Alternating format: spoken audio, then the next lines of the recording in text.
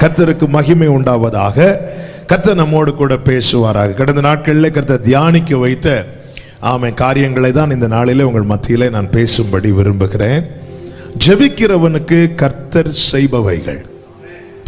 ஜெபிக்கிறவனுக்கு கர்த்தர் செய்கிற காரியங்கள், இதுதான் இந்த நாளிலே கர்த்தர் நம்மோடு கூட பேசுவாராக. ஜெபம் மிக மிக அவசியம் என்பதை வேதம் நமக்கு காண்பிக்கிறது. ஆதியாகமம் முதல் வெளிப்படுத்தின விசேஷம் வரைக்கும் ஜெபத்தின் மேன்மை, ஜெபம் எவ்வளவு முக்கியம், ஜெபம் எவ்வளவு அவசியம் என்பதை வேதம் நமக்கு காண்பிக்கிறது. ஆமென். ஆதியாகமத்தில் ஜெபிக்கிற தேவ பிள்ளைகளை நமக்கு காண்பித்து கொடுக்கப்படுகிறது. அங்கிருந்து ஆரம்பமாகிறது ஜெபத்தின் அனுபவம். வெளிப்படுத்தின விசேஷம் வரும்போது கர்த்தருடைய நாளில் ஆவிக்குள்ளான யோவானுக்கு காண்பித்து கொடுக்கப்பட்ட காட்சிகளில் ஒன்று என்ன தெரியுமா? பரிசுத்தவான்களுடைய ஜெபம் கர்த்தருடைய சமூகத்திலே தூபமாய் இருக்கிறது, காண்பித்து கொடுக்கப்படுகிறது. கைகளை உயர்த்தி ஹல்லேலூயா.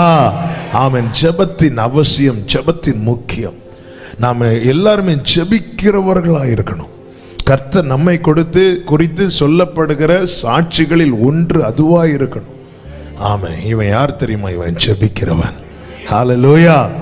அப்போஸ்தலர் 9வது அதிகாரத்தில் அனனியாவின் இடத்துல கர்த்தர் பேசும்போது பவுலை குறித்து என்ன சொல்லுகிறார் பாருங்கள். 9:11 பிற்பகுதியில் ஆமென், அவன் இப்பொழுது ஜெபம் பண்ணுகிறான். இது அவனே சொன்ன சாட்சி கிடையாது, இன்னொருத்தன் ஆளை வச்சு சொன்ன சாட்சியும் கிடையாது, கர்த்தர் சொன்ன சாட்சி. அவன் யார் தெரியுமா? ஜெபம் பண்ணுகிறவன். நம்மை குறித்து இப்படி அவர் சாட்சி கொடுக்கணும். ஆண்டவராக இயேசு கிறிஸ்து சொன்னார், என்னை குறித்து சாட்சி கொடுக்கிறவர் பரலோகத்தில் இருக்கிறார். நம்மை குறித்து கொடுக்கப்படுகிற சாட்சிகளில் இது ஒன்றாக இருக்கணும். இவன் யார் தெரியுமா? ஜெபிக்கிறவன். ஹல்லேலூயா. ஜெபம் மிக அவசியம். ஆபிரகாமுடைய ஜெபத்தை பார்த்தீங்கன்னா அவன் ரொம்ப தாழ்த்தி ஜெபிக்கிறான். தேவனுக்கு முன்பாய் நின்று கொண்டு லோத்துக்காக, குடும்பத்துக்காக தன்னை சாம்பல் என்றான், தூள் என்றான், அடியேன் பேச துணிந்தேன், தன்னை மிகவும் தாழ்த்தி ஜெபிக்கிறான். ஈசாக்கின் ஜெப அனுபவத்தை பார்த்தீங்கன்னா அவன் ஜெபித்து தான் பெற்றுக்கொள்ளுகிறான். ஆமென்.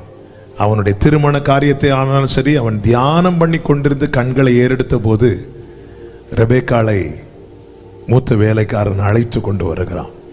பிள்ளை இல்லை, மனைவிக்கு மலடியா இருக்கிற பிள்ளை இல்லை. பைபிள் சொல்லுது ஈசாக்கு வேண்டிக் கொண்டான், பெற்றுக்கொண்டான். ஈசாக்கின் ஜெப வாழ்க்கை வாக்குத்தத்த சந்ததி. அவன் வாக்குத்தத்த சந்ததினால சும்மா கிடைக்குமா? கிடைக்காது. ஜெபித்து தான் பெற்றுக்கொள்ளணும். சத்தமா ஆமென் சொல்லுங்க. ஆபிரகாம் வாழ்க்கையில ஜெபம் ரொம்ப அவசியமா இருந்துச்சு. ஈசாக்கின் வாழ்க்கையில வாக்குத்தத்த சந்ததினா சுதந்திரவாளி. சுதந்திரவாளியா இருந்தாலும் பைபிள் காட்டுது ஜெபித்து தான் பெற்றுக்கொள்ளணும். ஆமென் சொல்லுங்க.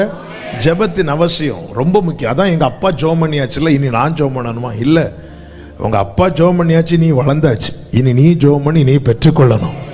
ஆமா. இன்னைக்கு எதுக்காக இது சொல்றேன்னா, இன்னைக்கு யூடியூபை தட்டினா செய்திகளுக்கு பஞ்சம் இல்லை, ஆனால் அதில் அநேக காரியங்கள் துருபதேசங்களா இருக்கிறது. ஜெபத்தை அவ்வளவு ஜெபத்தின் அவசியத்தை, முக்கியத்துவத்தை அப்படியே அடிக்கிறது மாதிரி, நீ ஜெபிக்க தேவையில்லை, விசுவாசத்தோடு ஒரு வார்த்தை சொன்னா போதும் என்கிற நிலைக்கு கொண்டு போகிறது மாதிரி இன்னைக்கு அநேக பிசாசானவன் அப்படிதான் நுழைவான். பிசாசு அப்படி கண்ணை உருட்டிட்டு கொம்பெல்லாம் வச்சுட்டு வரமாட்டான். அவன் ஆட்டுத்தோலை போர்த்தி கொண்டுதான் ஆட்டு மந்தைக்குள்ளே நுழைவான். ஆமென். எனவே இது ரொம்ப கவனிக்கணும். ஹல்லேலூயா. முற்பிதாக்கள் ஆபிரகாம் வாழ்க்கையில ஜெபம் ரொம்ப முக்கியமா இருந்துச்சு. ஈசாக்கு ஒவ்வொன்றையும் ஜெபித்து தான் அவன் பெற்றுக்கொள்ளுகிறான். யாக்கோபுடைய ஜெபம் என்பது தாத்தா அப்பாவை விட ரொம்ப ஜாஸ்தியா இருந்துச்சு. ஹல்லேலூயா. ஆமென். ஆசீர்வாதம் எவ்வளவு ஜாஸ்தியா இருக்குதோ அதை விட ஜெபம் ரொம்ப ஜாஸ்தியா இருக்கணும்.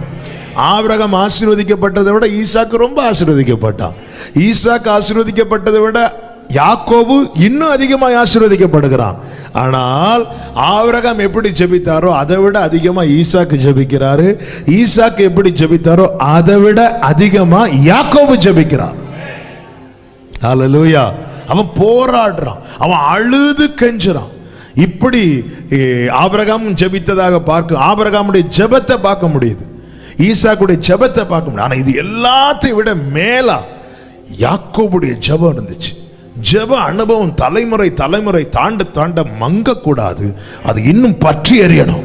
என் தகப்பன் ஜெபித்ததை விட நான் ஜெபிக்கணும். நான் ஜெபிக்கிறதை விட என் பிள்ளை ஜெபிக்கணும். இதுதான் ஒரு என்ன சொல்ல, நம்முடைய தலைமுறை இப்படி நிக்கணும். சத்தம் ஆமென் சொல்லுங்க பார்க்கலாம்.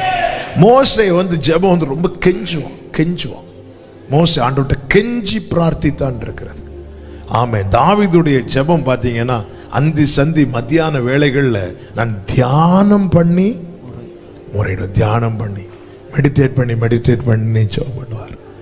தன்னுடைய சூழ்நிலையில கர்த்தர் தந்த ஒவ்வொரு வார்த்தையும் நினைத்து ஆண்டவரே, நான் இப்படி இருந்த போது எனக்கு இப்படி பேசினீங்களே. அதான் 119 சங்கீதத்துல இருக்குல்ல, நீர் என்னை நம்ப பண்ணின வசனத்தை உமது அடியேனுக்காக நினைத்தருளும். அவன் ஜெபத்தில் அவன் தியானிக்கிறான், தியானம் பண்ணி ஜெபிக்கிறான்.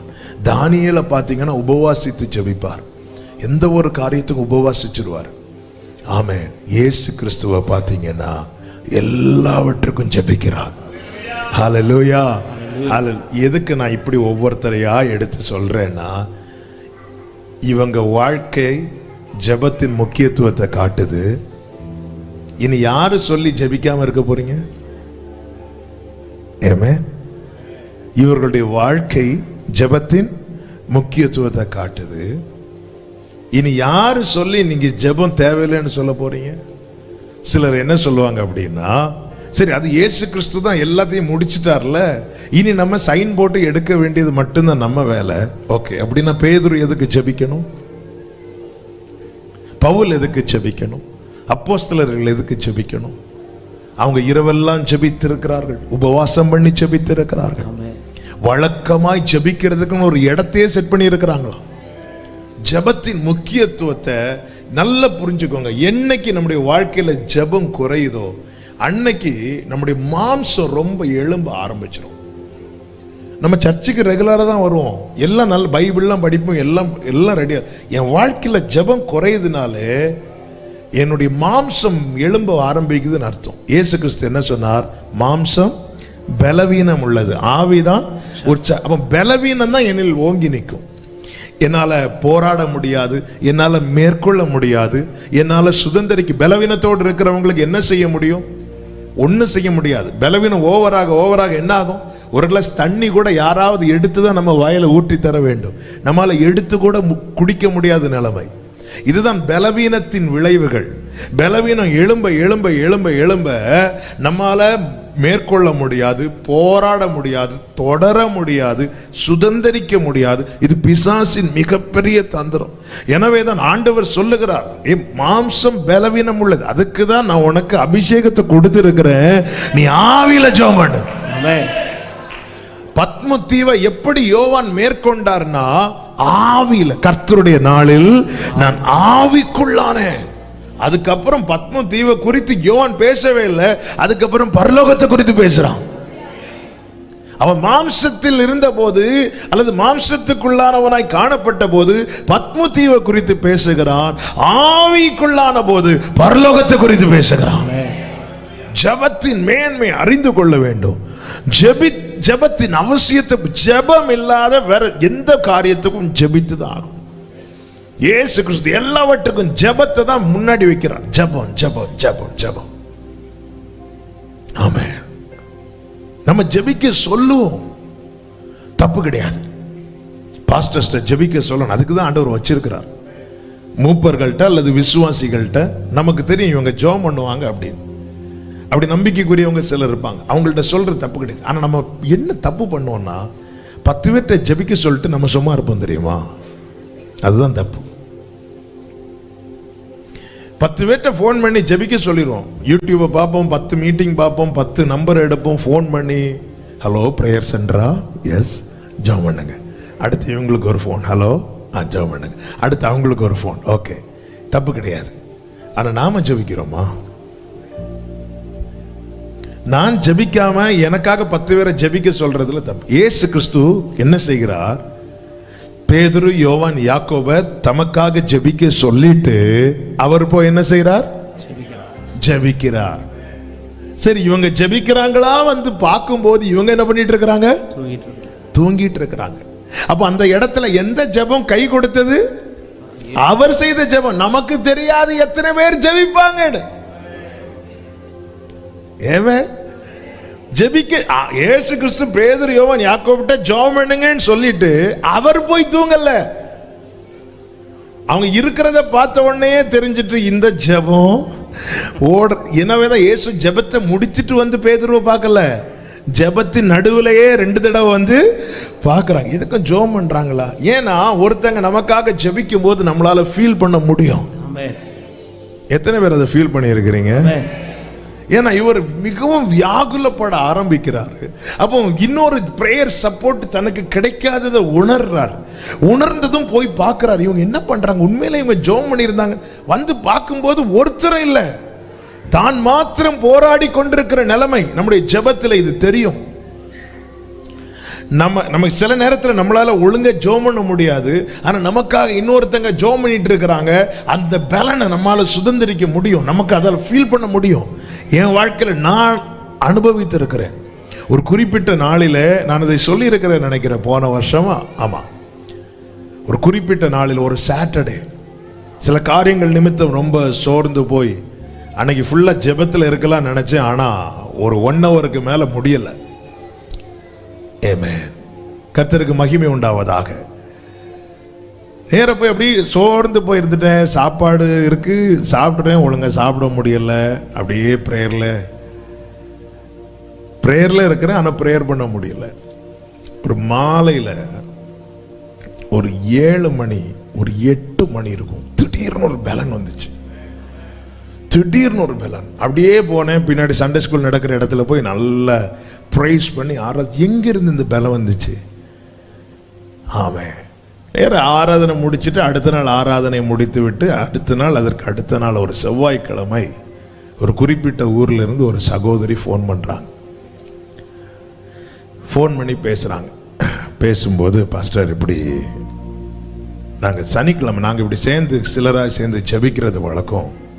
அப்படி நாங்கள் சனிக்கிழமை ஜெபம் பண்ணிட்டு இருக்கும்போது ஆண்டவர் திடீர்னு உங்களை காட்டுறாங்க.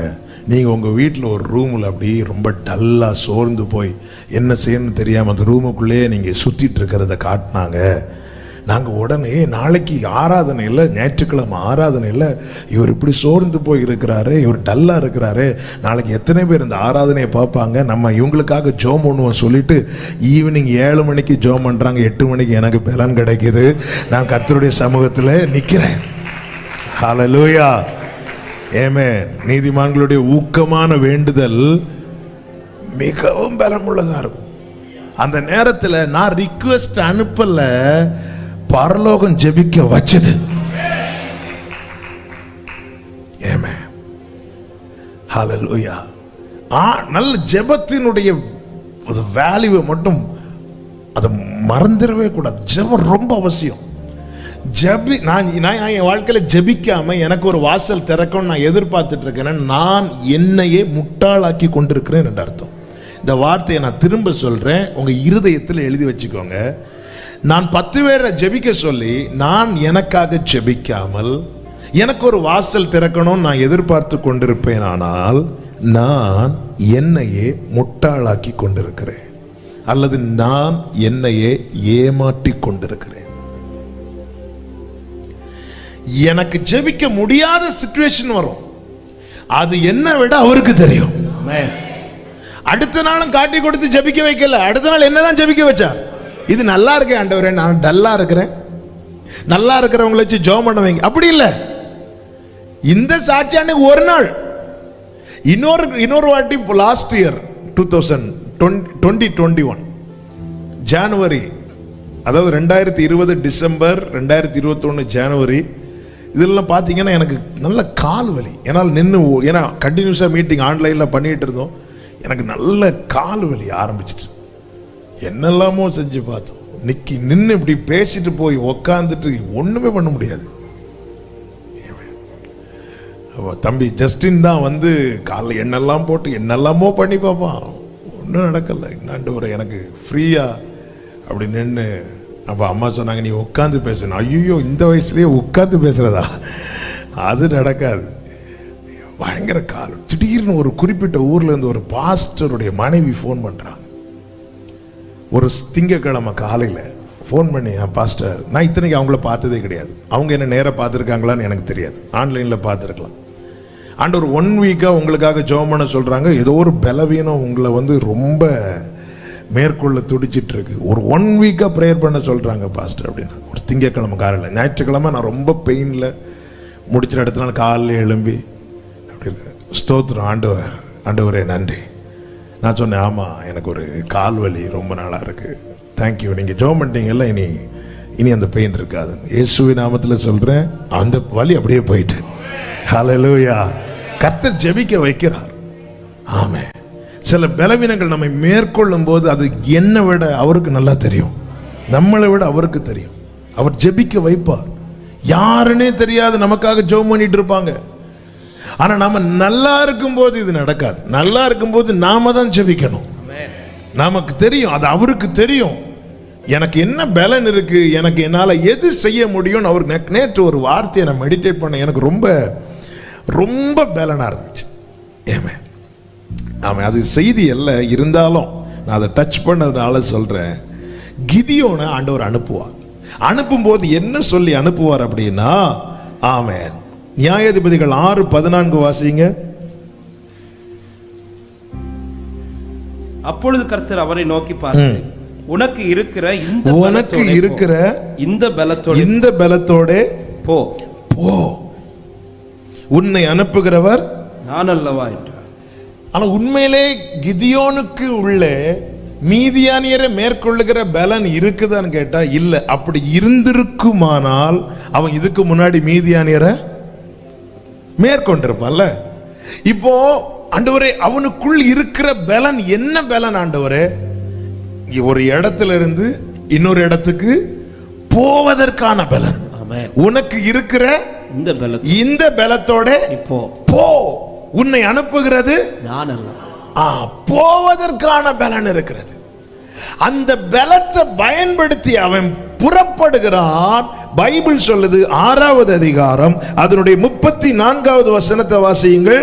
அப்பொழுது கர்த்தருடைய ஆவியானவர் கிதியோன் மேல் இறங்கினார். கைகளை உயர்த்தி ஆமென் சொல்லுங்க பார்க்கலாம். ஹல்லேலூயா. அப்போ கிதியோனே, உனக்கு ஒரு பலன் இருக்குல்ல, அதை நீ பயன்படுத்து. இருக்கிறத நீ பயன்படுத்து, இல்லாததை நான் உனக்கு தருவேன். ஆமென். ஆமென். இருக்கிறத பயன்படுத்து. என்ன பலன் பா உனக்கு இருக்கு? நான் வந்து ஆராதிக்கிறேன், இந்த பலன் மட்டும்தான் இருக்கு. ஆமென். அடுத்த பலன் என்ன? அடுத்து எனக்கு தெரியாது. இருக்கிறத நீ பயன்படுத்து, இல்லாததை உனக்கு தருவார். ஹல்லேலூயா. ஆமென். இல்ல நான் அதை மேற்கொள்ள மாட்டேன், மேற்கொள்ளுகிற பலன் இல்ல, அது இல்ல, இது இருக்கு. என்ன இருக்கு? உன்னை அனுப்புறேன்ல, போ. அதுக்கப்புறம் நான் தரேன். உனக்கு இருக்கிற பலன். ஆமென். உனக்கு இல்லாத பலனை வச்சு இல்ல, உனக்கு இருக்கிற பலத்தோட போ. இருக்கிறத பயன்படுத்துங்க, இல்லாதது தருவார். ஆமென். இது செய்தி அல்ல, ஆனால் இது என்னை கடந்த நாளில பலப்படுத்தினதுனால உங்களுக்கு சொல்லுகிறேன். ஆமென். ஆண்டவர் உங்களுக்கு ஜெபிக்க வைக்கிறாரா, ஜெபிக்க தூண்டுறாரா? அந்த நேரத்தில் உங்க சோம்பேறித்தனத்தை அசதியாய் கவனிக்காம அதை விட்டுறாதீங்க. இருக்கிற தருணம், கிடைக்கிற தருணம், இருக்கிற பலன், இதை கண்டிப்பா பயன்படுத்தணும். காரணம், ஜெபம் மிக மிக அவசியமா இருக்கிறது. கைகளை உயர்த்தி ஆமென் சொல்லுங்க பார்க்கலாம். ஜெபிக்கிறவனுக்கு கர்த்தர் செய்கிற காரியங்கள் ஒரு 5 காரியங்களை நான் வேகமாய் சொல்லி ஜெபிக்க போகிறேன். முதலாவது பாருங்கள், 2 ராஜாக்களின் புஸ்தகம் அதனுடைய 13வது அதிகாரத்தின் 4வது வசனத்தை வாசிக்க கேட்கலாம். 2 ராஜாக்களின் புஸ்தகம் 13:4. யோவாகாஸ் கர்த்தருடைய சமூகத்தை நோக்கி பிரார்த்தித்தான். சீரியாவின் ராஜா இஸ்ரவேலை ஒடுக்குகிறதினாலே அவர்கள் ஒடுங்கி போகிறதை பார்த்து கர்த்தர் அவனுக்கு செவி கொடுத்தார். கைகளை உயர்த்தி ஆமென் சொல்லுங்க பார்க்கலாம். ஜெபிக்கிறவனுக்கு கர்த்தர் செய்கிற காரியம் என்ன தெரியுமா? பார்த்து செவி கொடுப்பார். எல்லாரும் இந்த வார்த்தையை சொல்லுங்க. பார்த்து செவி கொடுப்பார். எதை பார்த்து இங்க செவி கொடுக்கிறார் தெரியுமா? அவனை பார்த்துல, அவனை பார்த்தா அவருக்கு செவி கொடுக்கவே முடியாது. ஏனென்றால் இந்த பிரச்சனைக்கு காரணமே யாருதான்? யோவாகாஸ் தான். நீங்க இதுக்கு மேல படிச்சீங்கன்னா தெரியும், அவனை கர்த்தர் இஸ்ரவேலின் மேல ராஜாவாக வைக்கிறார். 17 வருஷம் அவன் ராஜ்யபாரம் பண்ணி, 2வது வசனத்தை வாசிங்க. கர்த்தரின் பார்வைக்கு பொல்லாப்பானதை செய்தான்.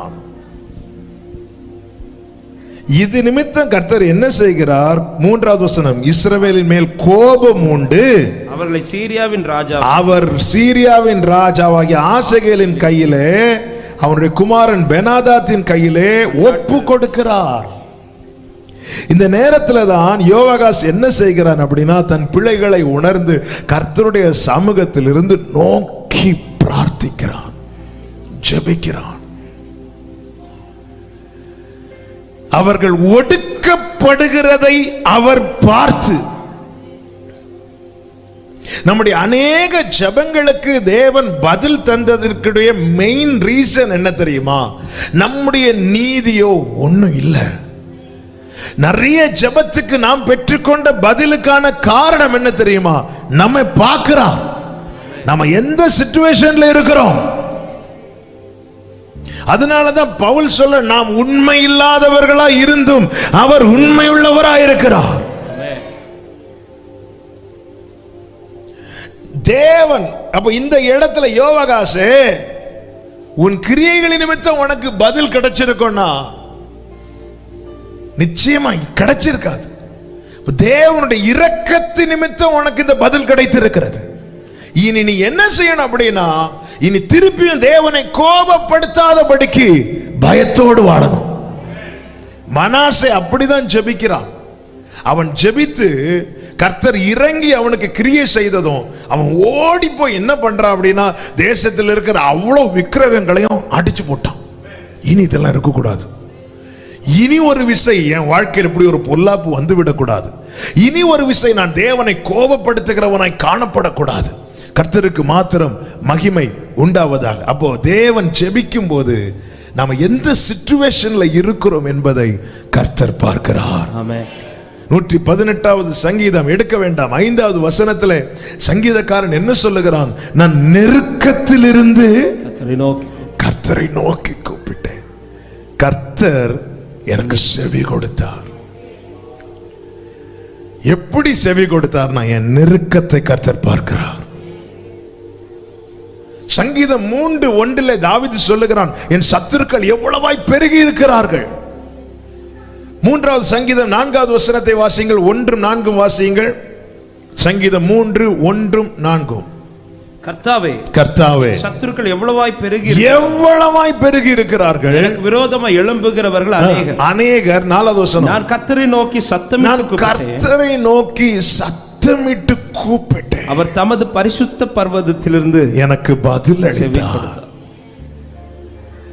எங்கிருந்து தாவீது கூப்பிடுறீங்க? சத்துருக்களின் நடுவில் இருந்து அவர் பார்த்து. மோசே கிட்ட ஆண்டவர் என்ன சொல்லுவார்? என் ஜனத்தின் உபத்திரவத்தை நான் பார்த்து அவர்கள் கூக்குரலை கேட்டு பார்த்து கேட்கிறார். உண்மையில கஷ்டப்படுறோம். நல்லா புரிஞ்சுக்கோங்க, என் ஆண்டவரை மாதிரி அன்புள்ள தேவனை எங்கேயுமே பார்க்க முடியாது. ஆண்டவரே என்னை ரட்சியும் என்று கடலில் மூழ்கின பேதுரு கூப்பிடுகிறான். அது விசுவாசம் உள்ள ஜெபமா, அவிசுவாசம் உள்ள ஜெபமா? விசுவாசம் உள்ள ஜெபம்னா அவனை பார்த்து ஆண்டவர் என்ன சொல்லி இருக்கணும்?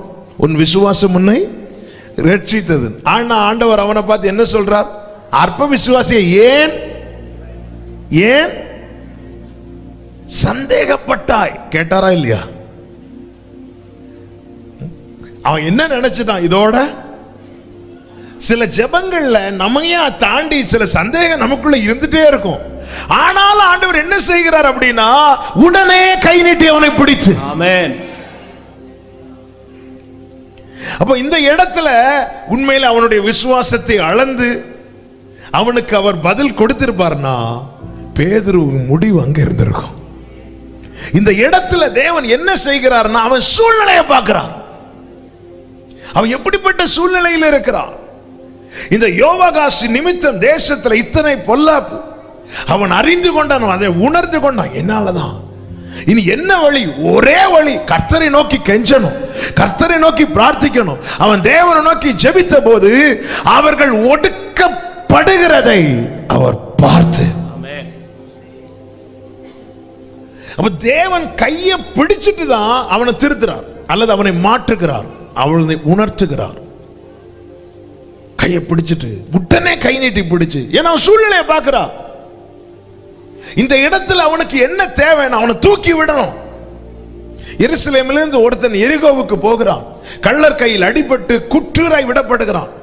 ஆசாரியனும் லேவியனும் விலகி போகும்போது சமாரியன் அங்கே வருகிறான். அந்த இடத்துல அவனுக்கு கிளாஸ் எடுக்கல. உன்னை யார் இங்க இருந்து அங்க போக சொன்னா? ஒழுங்கா இங்க இருந்திருக்கலாம்ல. கிளாஸ் எடுக்கல. கிளாஸ் எடுத்துட்டு இருந்தா கிளாஸ் முடியறதுக்குள்ள அவன் கதை முடிஞ்சிருக்கும். ஏன்னா அவன் எப்படி கிடக்கிறான்? குற்றுயிர்னா என்ன அர்த்தம் தெரியுமா? கடைசி ஜீவன் மட்டும் இருக்கு, எல்லாம் அவனுடைய பலம் போச்சு, ஆரோக்கியம் போச்சு, ரத்தமும் போயிட்டு இருக்கு. இந்த இடத்துல அவனுக்கு என்ன தேவைன்னா அவன் சூழ்நிலையை பார்த்து அவனை தூக்கி விடுகிறார். தூக்கி விட்டுட்டு சத்திரத்தில் கொண்டு வந்து சேர்க்கிறார். நாளைக்கு நான் சத்திரத்தில் வந்து பார்ப்பேன் என்று சொன்னார். உன்னை எந்த இடத்துல இருந்து தூக்குனேன்னு அங்க வந்து பார்ப்பேன் என்று அல்ல, உன்னை எங்க கொண்டு நான் சேர்த்தேனோ அங்க வந்து பார்ப்பேன். பார்த்து பதிலளிக்கிற கர்த்தர். இன்னைக்கு அநேக பதிலை நாம் பெற்றுக்கொண்டது நாம் இருக்கிற சூழ்நிலையை பார்த்து. 40வது சங்கீதம் 1, 2, 3 வசனங்கள் என்ன சொல்லப்பட்டிருக்கிறது? கர்த்தருக்காக நான் பொறுமையுடன் காத்திருந்தேன், அவர் என்னிடமாய் சாய்ந்து கூப்பிடுதலை கேட்டார். அடுத்த வசனம், பயங்கரமான குழியில். இங்கே நான் எங்கிருந்து கூப்பிடுறேன் தெரியுமா? பயங்கரமான குழி, உளையான சேற்று என்னை தூக்கி எடுத்து. கர்த்தர் பார்க்கிறார், இந்த இடத்துல இவனை விட்டா இவன் கதை முடிஞ்சிரும். பார்த்து பார்த்து செவி கொடுக்கிறார். அது எப்படி செவி கொடுக்கிறார்? என்னிடமாய் சாய்ந்து, என்னிடமாய் சாய்ந்து. அந்த இடத்துல எனக்கு ஃபேவரா வந்துட்டார். அதுதாங்க அவருடைய கிருபை. ஆமென், ஆமென் சொல்லுங்க. ஹalleluya. அந்த இடத்துல எனக்கு ஃபேவரா வந்துட்டார். என்னிடமாய் சாய்ந்து. புலம்பல் 3:55 எரேமியா இப்படி சொல்லுகிறார். புலம்பல் 3:55, மகா ஆழமான கிடங்கிலிருந்து கர்த்தாவே, கர்த்தாவே உம்முடைய நாமத்தை பற்றி கூப்பிட்டேன். அடுத்த வசனம், என் சத்தத்தை கேட்டீர், என் சத்தத்தை கேட்டீர். அந்த நேரத்தில் நான் எங்க இருக்கிறேன்னு பார்க்கிறார். நான் மகா ஆழமான கிடங்கிலிருந்து, நம்ம எங்கிருந்து அவரை கூப்பிடுறோம் என்பதை அவர் பார்க்கிறார். நெருக்கத்திலிருந்து நீ அவரை கூப்பிடும் போது நீ எப்படி நெருக்கப்படுகிறாய் என்பதை அவர் பார்க்கிறார். உன் சத்தத்துக்கு அந்த நேரத்தில் அவர் செவி அடைக்க மாட்டார், அவர் செவி கொடுக்கிறார். ஹல்லேலூயா. தேவன் நம்முடைய ஜெபத்துக்கு பதில் கொடுக்க காரணம் அவருடைய இரக்கம் என்பதை மறந்து விடக்கூடாது. எனவேதான் தானியேலுக்கு தேவ தரிசனம் வெளிப்படுத்தப்பட்ட போது தானியேல் தேவ சமூகத்தில் நின்று என்ன ஜெபம் பண்ற தெரியுமா? எங்க நீதியை நம்பி நாங்க கேட்கல ஆண்டவரே, உங்களுடைய இரக்கத்தை நம்பி கேட்கிறோம், உங்க இரக்கத்தை நம்பி கேட்கிறோம். இன்னைக்கு நாம ஆமென் தேசத்துக்காக அப்படிதான் தேவ சமூகத்தில் கெஞ்ச வேண்டியது அவசியமா இருக்கிறது. ஆண்டவரே பாருங்கப்பா, இந்த கொள்ளை நோயினால் இந்த தேசம் எவ்வளவு ஒடுக்கப்படுகிறது, நீங்க பார்த்து பதில் தாங்க ஆண்டவரே. ஹல்லேலூயா. தேவன் கிருபையா இறங்க. அவர் ஜெபத்தை நாம் ஜெபிக்கும் போது நாம் இருக்கிற சூழ்நிலை அவருக்கு தெரியுங்க. ஆமென். நாத்தான்வேல் தேவ சமூகத்தில் வரும்போது என்ன சொல்றாரு? நீ அத்தி மரத்துக்கு கீழே இருக்கும்போது நான் உன்னை பார்த்தேன். எப்படி பார்க்கிறாரு பாத்தீங்களா? இன்னைக்கு நீங்க இங்க வந்திருந்து ஜெபிச்சிட்டு இருக்கிறீங்க. எந்த சிச்சுவேஷன்ல நீங்க வந்தீங்கிறத பார்த்து உங்களுக்கு செவி கொடுக்கிற ஒரு தேவன் பரலோகத்தில் இருக்கிறார். நல்ல கரங்களை தட்டி அப்பாக்கு மகிமை. ஹல்லேலூயா, ஹல்லேலூயா. அவன் பார்க்கிறவர், பார்த்து அவன் கஷ்டத்திலே நாம போய் உட்கார்ந்து இருக்கும் போது பார்க்கிறார். எதை பார்க்கிறார் தெரியுமா? நாம எத்தனை மணிக்கு வந்து உட்கார்ந்தோம் இல்லை, நாங்கள் அப்படிதான் பார்ப்போம். எத்தனை மணிக்கு? அவர் அப்படி இல்லை, எங்க இருந்து எவ்வளவு கஷ்டத்திலிருந்து வந்திருக்கான் தெரியும். மோசே கிட்ட எப்படி சொன்னா தெரியுமா? என் ஜனத்தின் கூக்குரலை நான் கேட்டேன் என்று. உண்மையிலே ஆண்டவர் கேட்டிருக்கு. ஏன்னா அவருடைய நாமத்தையே மறந்துட்டாங்க. மோசே ஆண்டவர்கிட்ட என்ன சொல்லுவார்? ஆண்டவர் உம்முடைய நாமம் என்னன்னு கேட்டா நாமத்தையே மறந்துட்டாங்க. இந்த ஜனங்கள் எப்படி ஜெபம் பண்ணி இருப்பாங்க? ஆனா அவங்க உபத்திரவத்தை பார்த்தார் ஆண்டவர், பார்த்து கேட்டார். ஆகாரின் கண்ணீருக்கு அவர் பதில் கொடுக்க காரணம் என்ன தெரியுமா? அந்த உபத்திரவத்தை பார்க்கிறாங்க.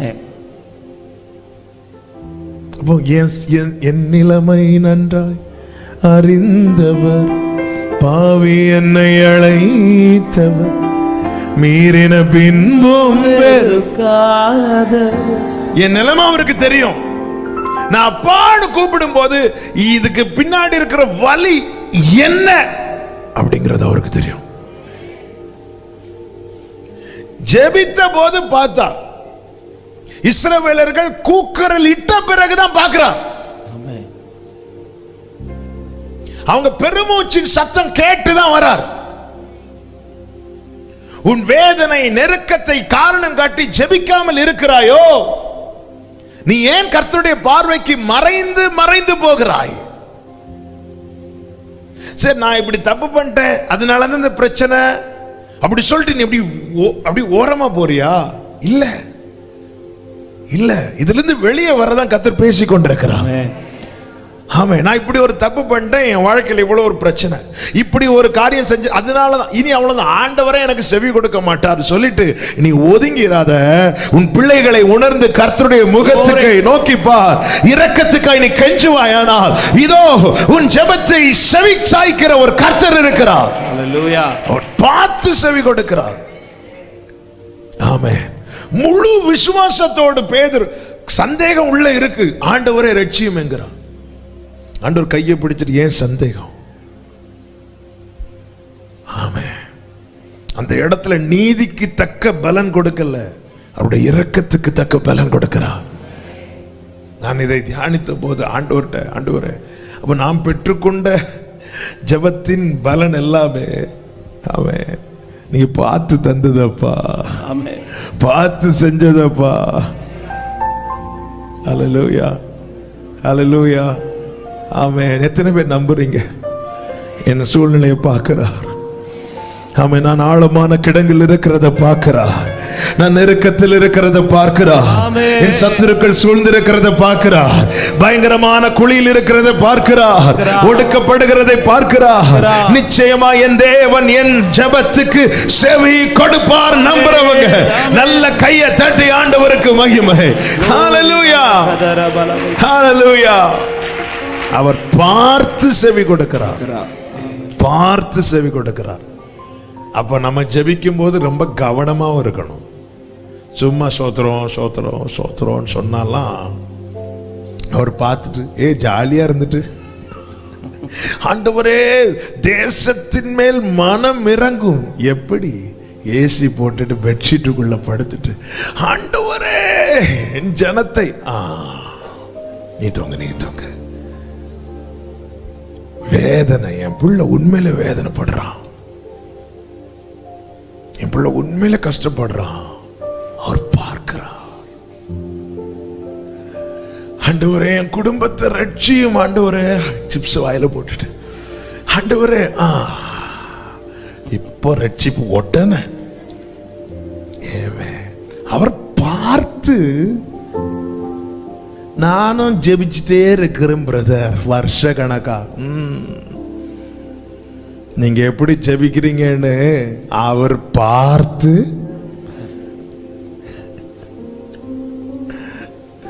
பார்த்து செவி கொடுக்கிறார். தாவீதுக்கு இப்படி செவி கொடுத்தார் தெரியுமா? 18வது சங்கீதத்துல தாவீதுனுடைய சாட்சி அது. 18வது சங்கீதம் அதனுடைய 4 முதல் வேகமாய் 6வது வசனத்தை வாசிங்க. நேரம். எனக்கு உண்டான நெருக்கத்தில் இருந்து கர்த்தரை நோக்கி கூப்பிட்டு தேவனை நோக்கி அபயமிட்டேன். நமது ஆலயத்திலிருந்து என் சத்தத்தை கேட்டார். அபயமிட்டேன்னு அழுறேன், சத்தம் போடுறேன். அப்பா நெருக்கத்தை பாருங்கப்பா, 4ல இருந்து பாருங்க. மரண கட்டுகள் என்னை சுட்டி கொள்ளுதுப்பா, துர்ச்சன பிரவாகம் என்னை பயப்படுத்துதுப்பா, பாதாள கட்டுகள் என்னை சூழ்ந்து கொள்ளுது, மரண கண்ணி என் மேல விழுந்துட்டுப்பான்னு சொல்லிட்டு அவன் கதறின போது கர்த்தர் எப்படி செவி கொடுக்கிறாரா? தமது ஆலயத்திலிருந்து என் சத்தத்தை கேட்டார். கூப்பிடுதல் அவர் சந்நிதியில் என் கூப்பிடுதல் நேரம் எங்க போச்சு? அவருடைய சமூகத்தில் போய் அவர் செவிகளில் ஏறிற்று. ஆமென். செவிகளில் ஏறிட்டான். அது அப்படியே அந்த நம்ம பேசுற ஜெபம் அப்படியே டிராவல் ஆகி வேற எங்கேயும் போகல. அப்படியே அவருடைய சமூகத்தில் போய் அவர் செவிகளில் ஏறிட்டு, ஏறினதும் கர்த்தர் என்ன செய்தார்? பொழுது பூமி அசைந்து. ஏன் அசைஞ்சுதான்? 13வது வசனம். கர்த்தர் வானங்களில் இருந்து குமரினார். அதன் அர்த்தம் என்ன? இங்க இருந்து நான் கத்தின போது அங்க இருந்து கர்த்தர் எனக்காக கத்துறார். ஹalleluya. நான் இங்க இருந்து கத்தினா எனக்காக பரலோக தேவன் குமருவார். ஆமென். அவர் குமர்னால முடிஞ்சு. ஆமென். வானம் அசையுமா, பூமி அசையுமா. ஆமென். ஜெபிக்கிற அன்பு சகோதரா சகோதரி, நம்ம ஜெபிக்கும் போது அவர் பார்க்கிறார். ஜெபம் ரொம்ப முக்கியம். நாம எப்படி ஜெபிக்கிறோம்? ஜெபத்திலே நாம் சொல்லுகிற வார்த்தைகள் அவருடைய சமூகத்தில் போய் ஏறணும். கலெக்டர் ஆபீஸ்ல மனு கொடுக்க போவாங்க. நான் கார்ல இருப்பேன், அவரை வந்து வாங்கிட்டு போக சொல்லுங்க அப்படி சொல்லுவோமா நம்ம? இல்ல எப்படி மனு கொடுப்போம்? அப்படி பணிந்து குனிந்து. இல்ல 10 பேர் வச்சிட்டு இருப்பாங்க, நம்ம கையிலிருந்து வாங்கணும். அவர் பிரிச்சு படிக்கணும். அவருக்கு படிக்கும் போது அவருக்கு ஒரு டெசிஷன் எடுக்கணுங்கிற எண்ணம் வரணும். அடுத்ததை செய்யணும். இவ்வளவு காரியம் இருக்கு. நம்ம கொடுக்கிறதுல இருக்கு, நம்ம எழுதுறதுல இருக்கு. இது சும்மா எழுதி போடுவோம், போட்டா அது அவங்க எங்கேயாவது போடுவாங்க. நான் ஆண்டவரை நோக்கி ஜெபிக்கும் போது அவர் பார்க்கிறார். பார்க்கிறார். என் புள்ள அபயமிடுறான். தாவீது அபயமிடுறான்னு தெரிஞ்சதும் அவர் குமுறினார், சத்தத்தை தொனிக்க பண்ணினாராம். ஜெபிக்கும் சபையே, ஜெபிக்கிற அன்பு சகோதரா சகோதரி, அவர் பார்க்கிறார். பார்த்து செவி கொடுக்கிறார். ஆமென். இரண்டாவது பாருங்க, ஜெபிக்கிறவனுக்கு அவர் செய்கிற காரியம். 2 நாளாகமம் 32வது அதிகாரம் 24வது வசனம். 2 நாளாகமம் 32:24. அந்நாட்களில் எசேக்கியா வியாதிப்பட்டு மரணத்துக்கு ஏதுவா இருந்தான். அவன் கர்த்தரை நோக்கி ஜெபம் பண்ணும்போது, கர்த்தரை நோக்கி ஜெபம் பண்ணின போது அவர் அவனுக்கு வாக்குத்தத்தம் பண்ணி, அவனுக்கு வாக்குத்தத்தம் பண்ணி அவனுக்கு ஒரு அற்புதத்தை கட்டளையிட்டார். கைகளை உயர்த்தி ஹல்லேலூயா. ஜெபிக்கிறவனுக்கு கர்த்தர் வாக்குத்தத்தம் பண்ணுகிறார். வாக்குத்தத்தம் பண்ணி அற்புதத்தை கட்டளையிடுகிறார். அப்ப ஜெபம் அடுத்து வாக்குத்தத்தம், அடுத்து அற்புதம். என் ஜெபத்துக்கு செவி கொடுத்தார் என்பதின் அடையாளம் என்ன தெரியுமா? எனக்கு அவர் தருகிற வாக்குத்தத்தம் அல்லது வார்த்தை. இந்த 3 சொன்ன ஜெபம், வாக்குத்தத்தம், அற்புதம். இந்த 2 நடந்தவங்க கை தூக்குங்க. இந்த 2 நடந்தவங்க கை தூக்குங்க. நல்ல ஓகே. 2 பெருசா 1 பெருசா?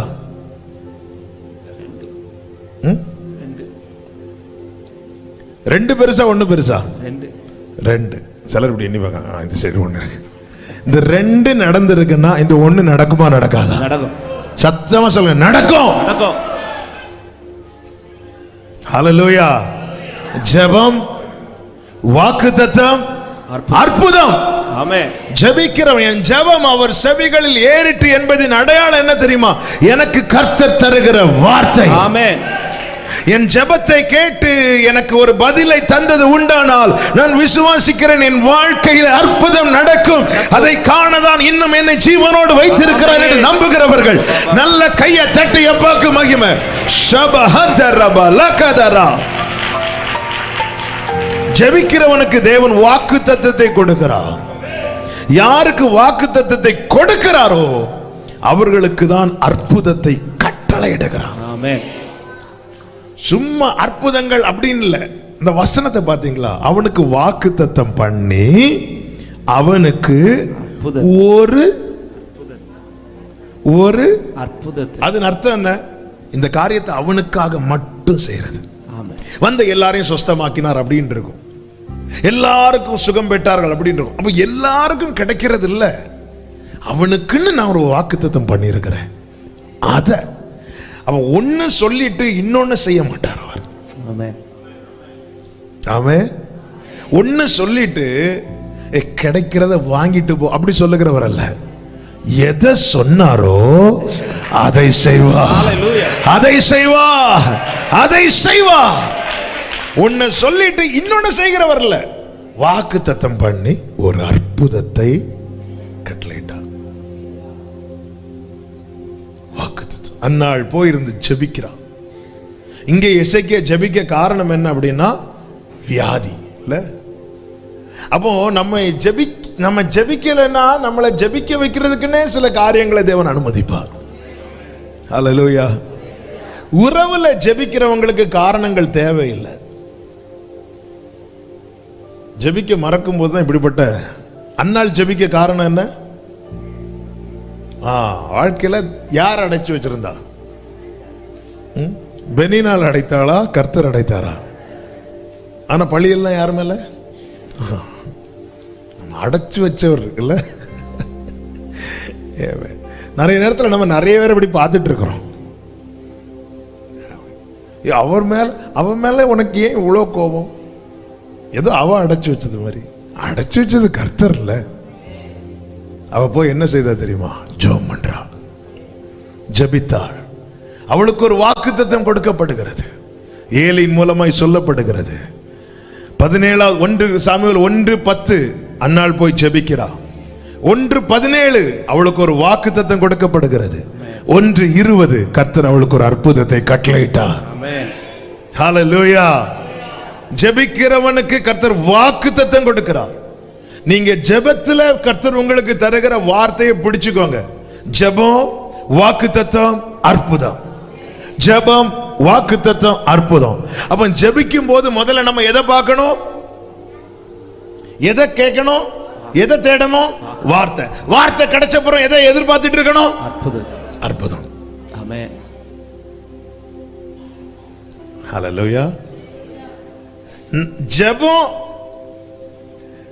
நல்லா புரிஞ்சுக்க. நமக்கு வாழ்க்கையில் ஒரு நெருக்கம் வரும்போது கர்த்தர் நம்ம கிட்ட என்ன எதிர்பார்த்துட்டு இருப்பார்னா, இவன் எப்போ ஜெபம் பண்ண போறான்? ஜெபிக்கிற நாம என்ன கேட்கணும்னா வார்த்தைய.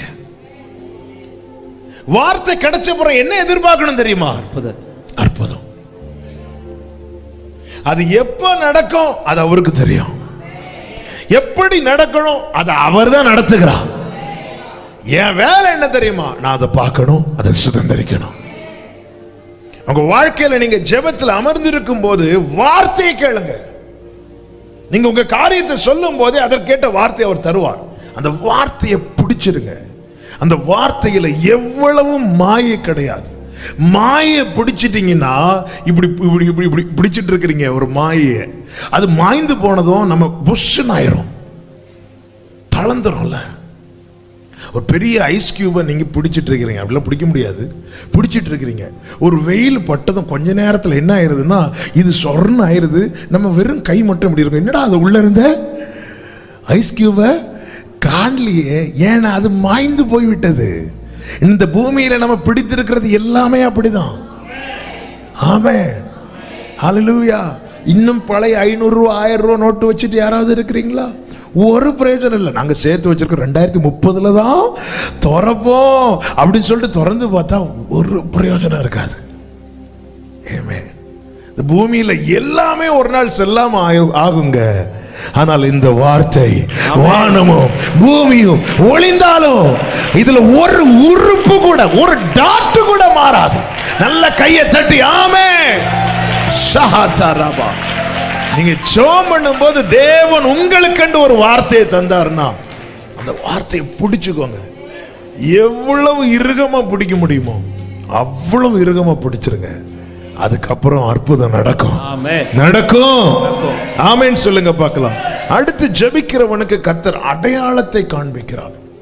ஜெபிக்கிறவனுக்கு ஆமென். 1 ராஜாக்கள் 18வது அதிகாரத்துல மழைக்காக எலியா ஜெபம் பண்ண கர்மேல் பர்வதத்தின் உச்சியில போவார். போகும்போது என்ன சொல்லிட்டு போறார் பாருங்க. 41வது வசனம் வாசிங்க.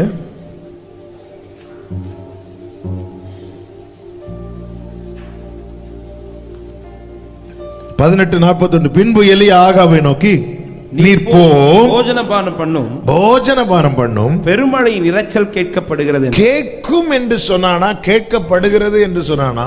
கேட்கப்படுகிறது. உண்மையில கேட்டுச்சாப்போ? கேட்கல. ஆனா அவன் காதுல கேக்குது. ஹல்லேலூயா, ஹல்லேலூயா. நல்லா புரிஞ்சுக்கோங்க. தேவன் செய்ய போகிற காரியத்தை ஜெபிக்கிறவனுக்கு ஸ்மெல் பண்ண முடியும். அவனால ஸ்மெல் பண்ண முடியும். இது இப்ப அடுத்து இதுதான் நடக்க போகுது. இன்னும் நடக்கல, ஆனா நடக்க போகுது. ஜெபிக்கிறவனுக்கு தேவன் கொடுக்கிற கிஃப்ட் அது. ரெகுலரா ஜெபிக்கிறவனுக்கு, எப்போவாது ஜெபிக்கிறவனுக்கு இல்ல. ஒரு செய்தி கேட்டதை உணர்ச்சி வசப்பட்டு ஜெபிக்கிறவங்களுக்கும் அல்ல. ஏன்னா இந்த எலியாவின் அடையாளம் என்ன தெரியுமா? நான் கர்த்தருக்கு முன்பாக இருக்கிறேன். இதுதான் அடையாளம். அதன் அர்த்தம் நான் டெய்லி தேவ சமூகத்தில் நிற்கிறவன். சில காரியங்கள் ஜெபிக்கிறவனுக்கு ஸ்மெல் பண்ண முடியும். அடுத்து ஒரு பெரிய பிரச்சனை வருது, ஆபத்து வருது, போராட்டம் வருது, இந்த காரியம் இப்படி மாறப்போகுது, ஜெபிக்கிறவனுக்கு ஸ்மெல் பண்ண முடியும். அவனால் அது உணர முடியும், அவனால் அது அனுபவிக்க முடியும். ரெகுலரா பிரேயர் லைஃப் ஸ்ட்ராங்கா இருக்கிறவங்களுக்கு நான் சொல்ற வார்த்தைகளை அவங்களால அக்செப்ட் பண்ண முடியும். நான் யாரையும் கை தூக்க சொல்லல. இப்ப கை தூக்கலைன்னா நம்ம ஒழுங்கா ஜோமெண்ட்ல நினைச்சிருவாங்க. அதனால நம்ம அப்படி இல்லை அது சொல்றது. ஏன்னா அந்த ஆவியானவர் நம்முடைய ஆவியோடு இணைந்து இருக்கும் போது நமக்கு நிறைய வெளிப்படுத்துவார். அவர் சொல் பெருமழையின் இரைச்சல் கேட்கப்படுகிறது அப்படின்னா, ஆமே, அங்க ஒரு சத்தம் இருக்கு. There is a sound of abundance of rain. ஒரு பெருமழையின் சத்தம் இருக்குது, அங்க கேக்குது. பெருமழையின் இரைச்சல் கேட்கப்படுகிறது சொல்லிட்டு நேரா போய் உட்காந்து ஜெபம் பண்றான். ஜெபம் பண்ணிட்டு கூட இருக்கிறவன் சொல்றான், ஏதாவது தெரியுதா பாரு அப்படின்னு. இவன் போய் பார்க்கறான், ஒண்ணுமே தெரியல. உடனே எலியா, ஐயோ நான் ஆகாப்ட இப்படி சொல்லிட்டேனேனா? இல்ல, நீ இன்னும் 7 விசை போய் பாரு. எப்படி சொல்ற? எனக்கு அதுதான் ஆச்சரியம். 7வது விசை பார்த்தால் ஒரு அடையாளம் தெரியுங்கிற நம்பிக்கை எப்படி எலியாவுக்கு வந்துச்சு? 43வது வசனத்தை வாசிங்க. தன் ஊழியக்காரனை நோக்கி, நீ போய் சமுத்திர முகமாய் பார் என்றான். அவன் போய் பார்த்து ஒன்றுமில்லை என்றான். ஒன்றுமில்லை என்றான். நீ இன்னும் 7 தரம் போய் பார் என்றான். நீ இன்னும் 7 தரம் போய் பார் என்றான். 7ஆம் தரம் இவன், 7ஆம் தரம் இவன், இதோ இதோ சமுத்திரத்திலிருந்து ஒரு மனுஷனுடைய சமுத்திரத்திலிருந்து ஒரு மனுஷனுடைய உள்ளங்கை அத்தனை சிறிய மேகம் எழும்புது. ஜெபிக்கிறவனுக்கு காண்பிக்கப்பட்ட அடையாளம் என்ன அடையாளம்? சிறியது. சொல்லுங்க, சிறியது. எவ்வளவு சிறிய அடையாளத்தை காண்பித்து இருக்கிறார். நமக்கெல்லாம் என்னதான் தேவை? பெரிய அடையாளம் தேவை. ஏமே, சில காரியங்களை தேவன் சின்னதா செய்வார். என்னாண்டவரை பெருசா எதிர்பார்த்துட்டு இருந்தேன், சின்னதா செஞ்சு விட்டுட்டீங்க. இது அடையாளம். அடுத்து கேட்கப்பட போகிறது தான் பெருசு. ஹல்லேலூயா. ஜெபிக்கிறவனுக்கு சில காரியங்கள் சின்னதா நடக்கும் போது, ஐயோ இவ்வளவு ஜெபம் பண்ணி 21 நாள் உபவாசம் பண்ணி எனக்கு சின்னது தானே நடந்திருக்கு. இல்ல, இது அடையாளம். இது அடையாளம். அடுத்து ஒரு பெருமழையின் இரைச்சல் கேட்கப்பட போகிறது. நல்ல கையை தட்டி ஆமென் சொல்லுங்க பார்க்கலாம். காண்பிக்கப்பட்ட அடையாளம் சின்னதுதான், ஆனால் உண்டான நன்மையோ பெருசு. ஆமென். சென்னை எவ்வளவு பெரிய ஊர்ல, சென்னை எவ்வளவு பெரிய ஊர், எவ்வளவு பெரிய மாவட்டம் அது. எத்தனை கோடி எத்தனை ஜனங்க இருக்கிறாங்க சென்னையில். ஆனா இங்கிருந்து நீங்க டிராவல் பண்ணும்போது சென்னைன்னு ஒரு போர்டு வச்சிருக்கோம். அது எவ்வளவு பெருசா வச்சிருப்பாங்க? சின்ன சொல்லுங்க, சின்னது. அதுல என்ன எழுதி இருக்கும்? சென்னை. அவ்வளவு. அது 3 லெட்டர் எழுதுறதுக்கு உள்ள ஒரு போர்டு. ஆமென். என்ன சென்னை பெருசுன்னு சொன்னாங்க? இங்க பார், அப்படி சொல்லுவோமா நம்ம? அது என்னது? அது சைன் போர்டு. நான் இதுக்கா இங்க இருந்து 2 நாளா ட்ரெஸ் எல்லாம் எடுத்து வச்சு வண்டியில ஃபுல்லா பெட்ரோல் அடிச்சு அப்படி பயங்கர ஆயத்தத்தோடு புறப்பட்டு ஒழுகுன சரி தாண்டினதும் சென்னை. ஐயே, இதா சென்னை? இதுக்கா நான் இவ்வளவு ஆயத்தப்பட்டேன்? ஹலோ, அது ஒரு அடையாளம். அது அடையாளம். சென்னை என்னன்னா அங்க போய் பார்க்கணும், அது எவ்வளவு பெருசு. இன்னைக்கு சில அடையாளத்தை காட்டுறாரு, நம்ம அதை பார்த்துட்டு இதுக்கா நான் இத்தனை வருஷம் இந்த சர்ச்சுக்கு போனேன். எப்படிங்க இருக்கீங்க? ஃபாஸ்டிங் பிரேயர் முடிஞ்சு என்ன நடந்துச்சு? என்ன நடந்துச்சு? கொஞ்சம் இப்ப எழும்பி எழும்பி நடக்கிறேன். காண்பிக்கப்படுகிற அடையாளம் சின்னதுதான், ஆனால் அதற்கு பிறகு உண்டாகிற நன்மை என்பது பெருசு. அப்படி என்றால் இன்னும் என் வாழ்க்கையில பெரிய நன்மை நடக்கல, ஆனா நான் ஜெபித்துக் கொண்டிருக்கிறேன் என்றால் அப்படிப்பட்டவர்களுக்கு இயேசுவின் நாமத்தில் சொல்றேன், இதோ உனக்கு காண்பிக்கப்பட்டவைகள் எல்லாம் இனி உன் வாழ்க்கையில நடக்கும் பெரிய நன்மைகளுக்கான அடையாளம் இது. நல்ல கையை தட்டி ஆமென் என்று சொல்லுங்க பார்க்கலாம். இந்த அடையாளம் ரதத்தில் அமருகிற ஆகாபுக்கல்ல காண்பிக்கப்பட்டது, பர்வதத்தில் அவர் பாதத்தில் அமர்ந்த எலியாவுக்கே காண்பிக்கப்பட்டது. காண்பிக்கப்பட்ட அடையாளம் சின்னது, ஆனா செய்ய போற காரியம் பெருசு. இன்னைக்கு சில சின்ன சைன் ஆண்டவர் காட்டி இருக்கிறார். அதுவும் ஒரு மேகம் எழும்புதுன்னு சொன்னா கூட பிரச்சனை இல்லை. ஒரு அந்த எப்படி சொல்ற பாருங்க, ஒரு மனுஷனுடைய உள்ள கைய, எனக்கு என்ன கையளவு மேகம் எழும்புனா கூட நம்ம கண்ணுக்கு தெரியுமான்னு தெரியல.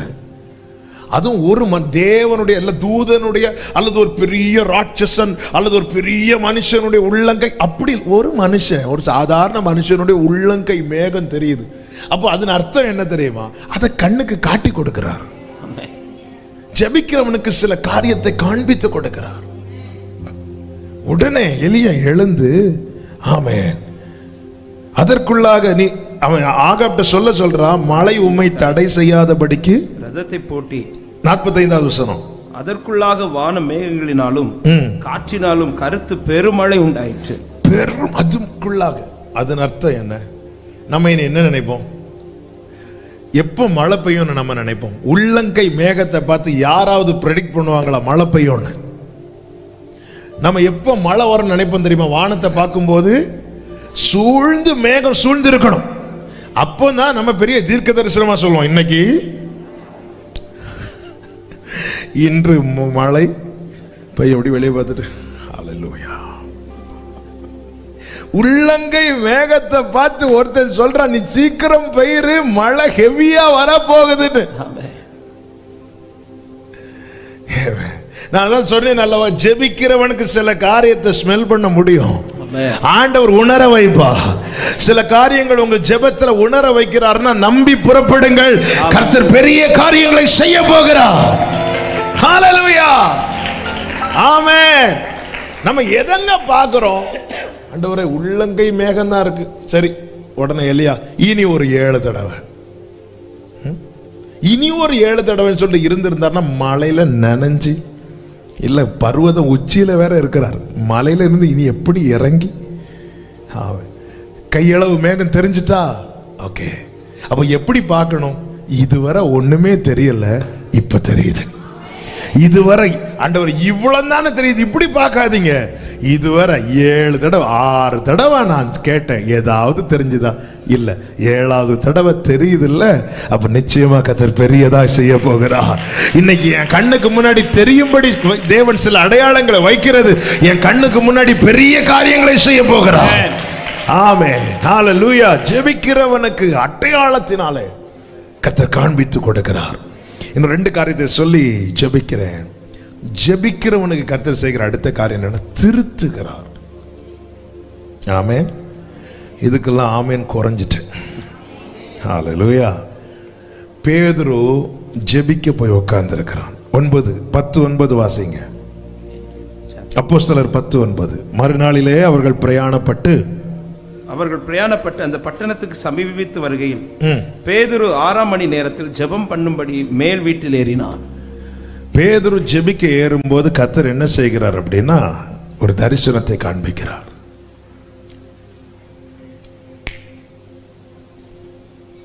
தரிசனத்தை காண்பித்து அதில் எப்படின்னா ஒரு துப்பட்டி வானத்திலிருந்து இறக்கப்படுகிறது. அதில் சகல விதமான காட்டு ஜீவன்கள், நாட்டு ஜீவன்கள், ஊரும் பிராணிகள் எல்லாம் இருக்கு. பேதுருட்ட சொல்றார், பேதுருவை எழுந்திருந்து புசின்னு சொன்னதும் பேதுரு சொல்றார், அப்படியெல்லாம் ஆண்டவரே, தீட்டும் அசுத்தமா இருக்கிற யாதொன்றையும் நான் புசிப்பதில்லை என்றான். ஏனென்றால் அவன் யூதனா இருக்கிறபடியினாலே அவன் புறஜாதியோடு இன்னும் அவன் கலந்து கொள்ளவில்லை, எந்த ஒரு ஐக்கியமும் அவன் வைக்கவில்லை. ஆனால் அவன் கையில தான் பரலோகத்தின் திறவுகோலை கர்த்தர் கொடுத்திருக்கிறார். அப்ப தேவத்திட்டம் நிறைவேறுவதற்கு அவனுடைய சில தீர்மானங்கள் தடையா இருக்கிறது.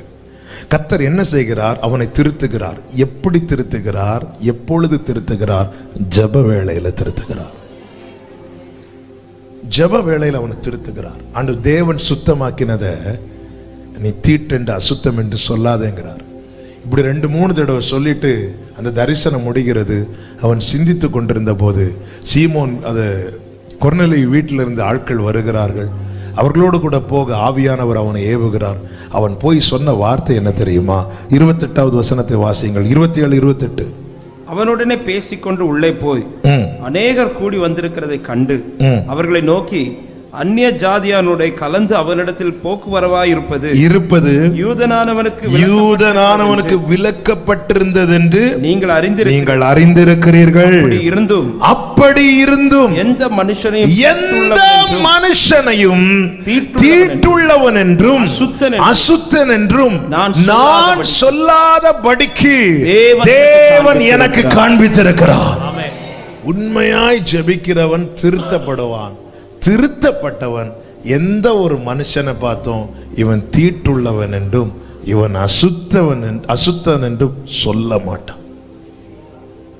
ஒருத்தனை பார்த்து இவன் தாழ்ந்த ஜாதி, இவன் தீட்டுள்ளவன், இவன் அசுத்தன் என்று சொல்லுவானால் அவன் ஜெபிக்கிறவன் கிடையாது. அவன் தேவனை நோக்கி ஜெபிக்கிறவன் கிடையாது. ஹல்லேலூயா, ஹல்லேலூயா. என்ன ஆமென் வரல? ஆமென். உண்மையா ஜெபிக்கிறவன் தேவன் சுத்தமாக்கினவனை பார்த்து தீட்டுள்ளவன் சொல்ல மாட்டான். மொத்தமே 2 கூட்டத்தார் தாங்க உண்டு. சிலுவை குறித்த உபதேசம் கெட்டு போகிறவர்களுக்கு பைத்தியம், ரட்சிக்கப்படுகிறவர்களுக்கு தேவபலன். மொத்தமே 2 கூட்டம் தான் உண்டு. ஒன்று ரட்சிக்கப்படுகிற கூட்டம், இன்னொன்று கெட்டு போகிற கூட்டம். இயேசுவை ஏற்றுக்கொண்டவர்கள் ரட்சிக்கப்படுகிறார்கள், இயேசுவை மறுதலிக்கிறவர்கள் கெட்டு போகிறார்கள்.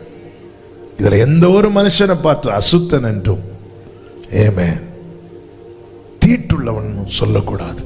நீதிமொழிகளில் சொல்லப்பட்டிருக்கிறது, பிறனை அவமதிக்கிறவன் பாவம் செய்கிறான். நம்ம எல்லாம் பல மணி நேரம் ஜெபம் பண்ணிட்டு ஆட்களின் தரத்தை வைத்து காரியங்களை வைத்து நாம் கணக்கிடுவோமானால் பரலோக நிறைய திட்டங்கள் நம்ம வாழ்க்கையில் தேவனால் நடப்பிக்க முடியாது. 9வது அதிகாரத்தில் புறஜாதிகளுக்கு அப்போஸ்தலனாகிய பவுலை தேவன் தெரிந்தெடுத்துட்டார். ஆனால் புறஜாதிகளுக்கு வாசலை திறந்து கொடுக்கிற அந்த ரோலை பேதுருக்கு தான் வச்சிருக்கிறார். பேதுரு செய்யணும். பேதுரு, உன்னுடைய இந்த தீர்மானத்தினால எத்தனை பேர் பயன்பட முடியாம இருக்கிறாங்க தெரியுமா? பேதுருவுக்கு கர்த்தர் உணர்த்துகிறார், பேதுருவை திருத்துகிறார். பேதுரு சொல்றாரு, உங்களுக்கு தெரியும்ல யூதன் இப்படியெல்லாம் வரமாட்டான்னு. நானும் வந்திருக்க மாட்டேன், நான் மட்டும் திருத்தப்படலைன்னா நான் வந்திருக்க மாட்டேன். கர்த்தர் என்ன சொன்னார் தெரியுமா? எந்த மனுஷனையும் தீட்டுள்ளவன் என்றும் அசுத்தன் என்றும் சொல்லாத. என்னை கேட்குற ஒவ்வொருவருக்கும் சொல்றேன், எந்த ஒரு மனுஷனையும் இவன் தீட்டுள்ளவன், இவன் அசுத்தன் அப்படி சொல்ற ரைட்ஸை தேவன் நமக்கு தரல. ஆமென். அவ திருந்த விரும்பாதவன் ஜெபிக்கிறத ஸ்டாப் பண்ணிடுவான். ஜெபிச்சா அவர் என்னதான் செய்யறாரு? திருத்துறாரு. அதனால வேண்டாம், என்ன செஞ்சிரும்? அதனாலதான் ஒளியை பகைக்கிறான் அப்படின்னு இருக்கு. பொல்லாப்பை செய்ய விரும்புகிறவன் ஒளியை பகைக்கிறான், ஒளியின் இடத்துல வராது இருக்கிறான். வந்தாலே இப்படி சொல்றார், வந்தா திருத்துறார். அவன் வந்தாலே திருத்துறார், வந்தா திருத்துவார். திருத்தலைன்னா பேதுருவும் வாழ்க்கையில தேவ சித்தம் ஒரு பகுதி மட்டும்தான் நிறைவேறப்பட்டிருக்கிறது. பெந்தேகோஸ்து நாளிலே கீயை ஓபன் பண்ணி கொடுத்த நடந்து இன்னொரு பக்கம் இருக்கு, பரலோகத்தின் திறவுகோலை உன் கையில கொடுத்திருக்கு. அதன் அர்த்தம் என்ன? உன்னை கொண்டு செய்ய வேண்டிய ஒரு காரியம் இருக்கிறது. புறஜாதிகளிடத்துல இந்த சுவிசேஷம் பிரசங்கிக்கப்பட முதல் ஆளா பேதுரு நிக்கணும். ஆனா நான் யூதன், நான் எப்படி போவேன்? ஆண்டவர் பார்த்தார், வெளிப்படுத்துறார், பேதுரு தப்பு, தேவன் சுத்தமாக்கிட்டார். இனி நீ அப்படிதான் பார்க்கணும். எந்த மனுஷனையும் தீட்டுள்ளவன் என்றோ அசுத்தன் என்றோ சொல்றதுக்கு உனக்கு ரைட்ஸ் கிடையாது. ஜெபிக்கும் போது தேவன் என்ன செய்யறார்? திருத்துவார். நீ பலிபீடத்துல பலியை கொண்டு வைக்கும் போது ஆண்டவர் திருத்துவார். உன் சகோதரன் பேர்ல குறை இருக்கு, போ போ போய் சால்வ் ஆயிட்டு வா. இல்ல ஆண்டவரே ஆண்டவரே ஆண்டவரே டைம் இல்ல ஆண்டவரே, இந்த பலியை மட்டும். ஆண்டவர் என்ன கேட்பார் தெரியுமா? நம்ம அவர்கிட்ட ரொம்ப பிஸின்னு ஓடும் போது ஆண்டவர் நம்மளை பிடிச்சு வச்சு கேட்கிற கேள்வி என்னன்னா, என்னை விட பிஸியோ? கேட்பாரா கேட்க மாட்டாரா? இந்த பூமியிலே எல்லா மனிதனுக்கும் உறங்குறதுக்கு டைம் உண்டு. ஒரே ஒருத்தருக்கு மட்டும் உறங்குறதுக்கு, ஏன் கண்ணிமை மூடுறதுக்கு கூட டைம் இல்லை. அவர் தான் என் ஆண்டவர். அவர் உறங்கினார்னா அவ்வளவுதான். கொஞ்ச நேரம் தூங்கினார்ல போட்ல, நடந்தது என்ன பாத்தீங்கல்ல? இவ்வளவு நம்ம இங்க தூங்கும் போது அமெரிக்காக்காரன் எழும்பி இருந்து ஓ லார்ட் ஜீசஸ் அப்படிமா. அவருக்கு ரெஸ்டே இல்ல. அவர் சொல்றாரு, நான் வெயிட் பண்றேன், நீ போய் ஒப்புரவாயிட்டு வா, சால்வ் ஆயிட்டு வா. இல்ல ஆண்டவரே, டைம் இல்ல ஆண்டவரே. ஆண்டவர் பாப்பார், உனக்கு டைம் கொஞ்சம் குறைச்சிட வேண்டியதுதான். காலங்கள் அவர் நினைச்சா கூட்டவும் முடியும், குறைக்கவும் முடியும். ஹல்லேலூயா. மனுஷன் பாவம் செஞ்சதும் டைம் குறைச்சார்ல. மனுஷனுடைய ஆயுசு நாட்கள் இனி 120 குறைச்சார்ல. எசேக்கியா அழுது கெஞ்சினதும் கூட்டினாரா இல்லையா? ஆமே. ஹல்லேலூயா. நம்முடைய காலங்கள் டாக்டர்ஸ் கையில் இல்ல, நம்மை சிருஷ்டித்தவர் கையில் இருக்கிறது. அவரால் கூட்டவும் முடியும், சொல்லுங்க, குறைக்கவும் முடியும். ஹல்லேலூயா. அவர்கிட்ட போய் ஆண்டவர் டைம் இல்லை, ஆமாடா உனக்கு டைம், ஆமா டைம் இல்லைன்னு சொல்லி டைமை குறைச்சிடாதே. ஹல்லேலூயா. சொல்லும் ஆண்டவரே, இல்லப்பா இந்த தப்பு இருக்குப்பா உன்ட்ட. ஓகே ஆண்டவரே, மாத்திக்கோங்க. பேதுரு சொல்றாரு, நான் யூதன் தெரியும்ல, வரக்கூடாதுன்னு ஒரு தடை விதிக்கப்பட்டிருக்கு. ஆனா நான் ஏன் வந்திருக்கேன்னு தெரியுமா? நான் திருத்தப்பட்டவன், நான் திருத்தப்பட்டவன். எப்படி பேதுரு திருத்தப்பட்டீங்க? நான் ஜெபம் பண்ண போய் உக்காந்தேன், என் அப்பா என்னை திருத்தினார். ஹல்லேலூயா. அடுத்து என்ன செய்கிறார் தெரியுமா? மத்தேயு 6:6 வாசிங்க, நம்ம ஜெபிக்கலாம். மத்தேயு சுவிசேஷம் 6வது அதிகாரத்தின் 6வது வசனம். நீயோ ஜெபம் பண்ணும்போது உன் அறை வீட்டுக்குள் பிரவேசித்து உன் கதவை பூட்டி அந்தரங்கத்தில் இருக்கிற உன் பிதாவை நோக்கி ஜெபம் பண்ண. அப்பொழுது அந்தரங்கத்தில் பார்க்கிற உன் பிதா வெளியரங்கமாய் உனக்கு பலனளி. கைகளை உயர்த்தி ஆமென் சொல்லுங்க பார்க்கலாம். ஜெபிக்கிறவனுக்கு அவர் பதில் அளிக்கிறவர் மாத்திரமல்ல, ஏற்ற வேளையிலே பலன் அளிக்கிறவராக இருக்கிறார். ஹல்லேலூயா. ஜெபிக்கும் போது வாக்கு கொடுக்கிறார், பதில் அளிக்கிறார். இங்கே சொல்லப்பட்டிருக்கிறது, அவர் பலன் அளிக்கும் போது எப்படி பலன் அளிப்பார் தெரியுமா? வெளியரங்கமாய். பதில் நமக்கு மட்டும்தான் தருவார் இல்ல. கர்த்தர் எனக்கு வாக்கு தந்தார், அப்படிதானே எசேக்கியா சொல்றா. கர்த்தர் எனக்கு வாக்கு தந்தார். ஆனா பலன் அளிக்கிறது எல்லா கண்கள் காண பலன் அளிப்பார். 12 வருட பெரும்பாடுள்ள ஸ்திரீ என்ன சொல்லிட்டு வரா? நான் அவருடைய வஸ்திரத்தின் ஓரத்தை ஆகிலும் தொட்டு சொஸ்தமாவேன்னு சொல்லிட்டு வரா. சொல்லிட்டு வந்து தொட்டு சுகம் கிடைச்சிட்டு அந்த சுகம் கிடைச்சது அவ போய் ஒளித்து நிற்கிறா. கர்த்தர் அப்படி விடல. எல்லா கண்களுக்கு முன்பாய் அவளை கொண்டு வந்து நிறுத்தி எல்லாரும் கேட்க அவளை சாட்சி சொல்ல வைக்கிறார்.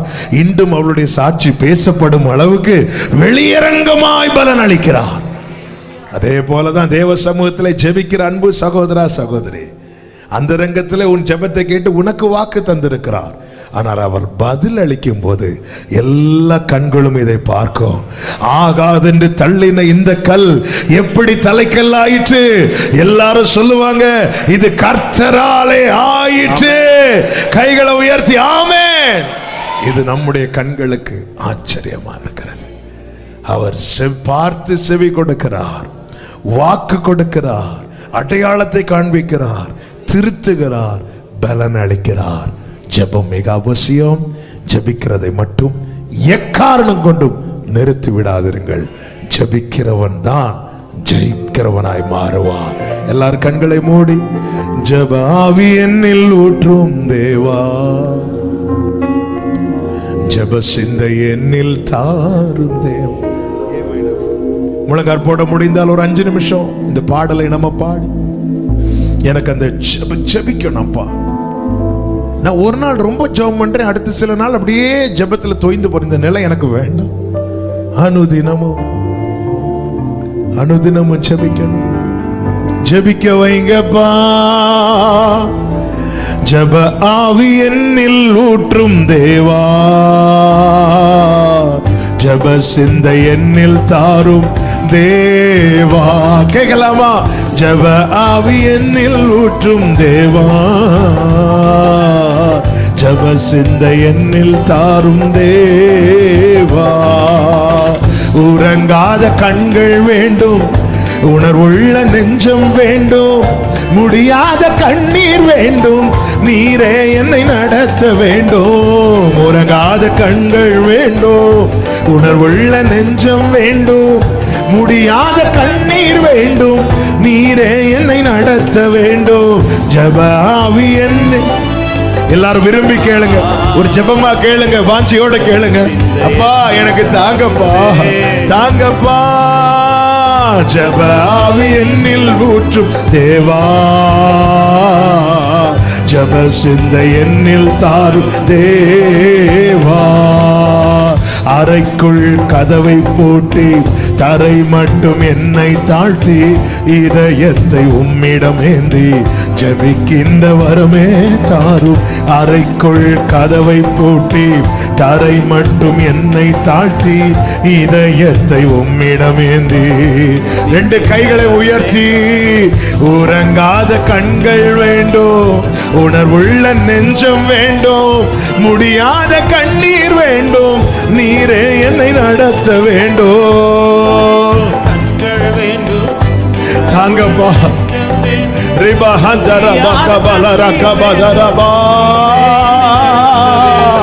ஜெப ஆவி என்னில் ஊற்றும் தேவா, ஜெப சிந்தை என்னில் தாரும் தேவனே. ஜெபிக்க வைக்கிறவர் நீங்க தானே, ஜெபிக்க வைக்கிறவர் நீங்க தானே. ஜெபிக்கிறவர்களா மாற்றுங்கப்பா. ஆமென். ராக்கால தரிசனம் தாரும், அதிகாலை விழிப்பை தாரும், ஆத்தும பாரம் தாரும், திறப்பிலே நிற்க வேண்டும்.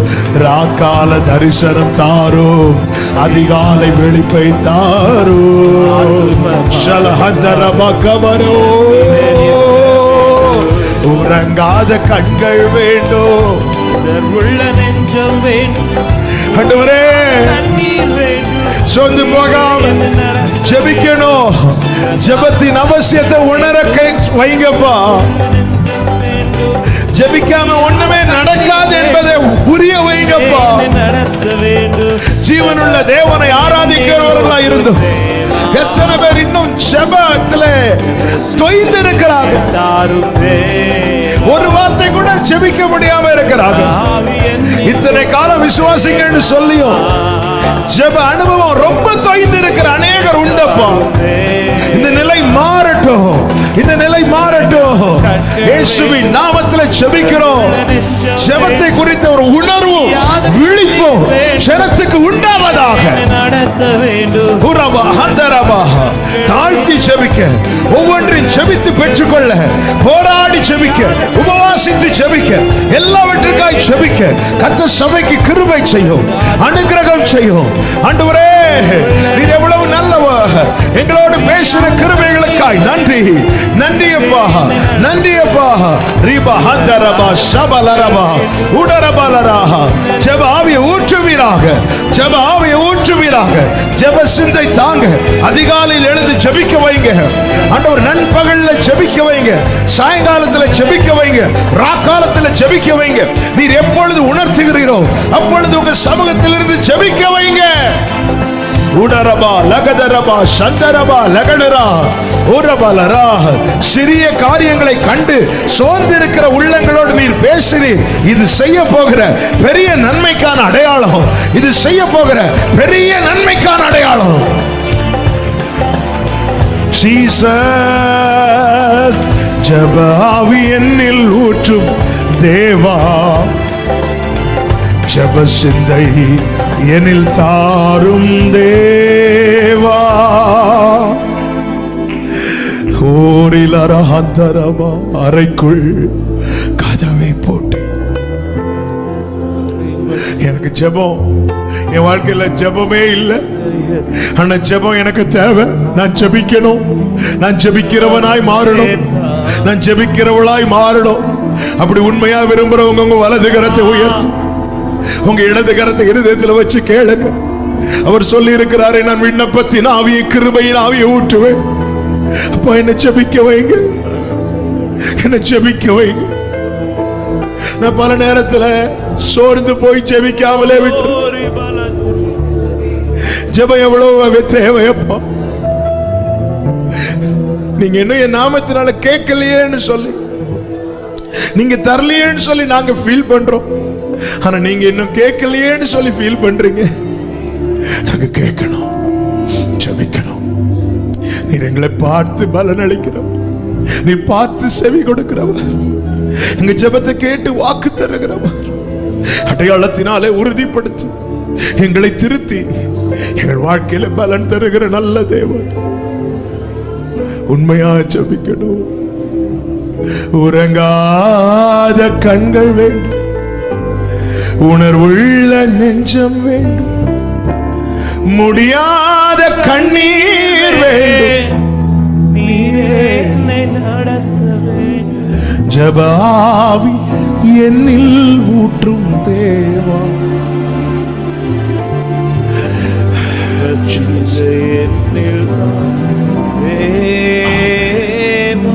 Amen. Amen. Thank you, Father. அப்படியே ஒரு 2 நிமிஷம் ஆண்டவர்கிட்ட பேசுங்க, பேசுங்க. அழணும்னு தோணுச்சு, அப்ப சமத்தில் அழங்க. ஆவியானவர் இங்கே உலாவிக் கொண்டிருக்கிறதை நான் உணர முடிகிறது. நீங்கள் எங்க இருந்து இதை கேட்டுக்கொண்டிருந்தாலும் இப்ப அப்பாட்ட பேசுங்க. நான் ஜெபிக்கணும், என்னை ஜெபிக்கிறவனாய் ஜெபிக்கிறவளாய் மாற்றுங்க. எலியாவை போல கர்மேல் பர்வதத்தின் உச்சியில எங்க ஜெப அனுபவம் இந்த மாதிரி ஏறணும் ஆண்டவரே.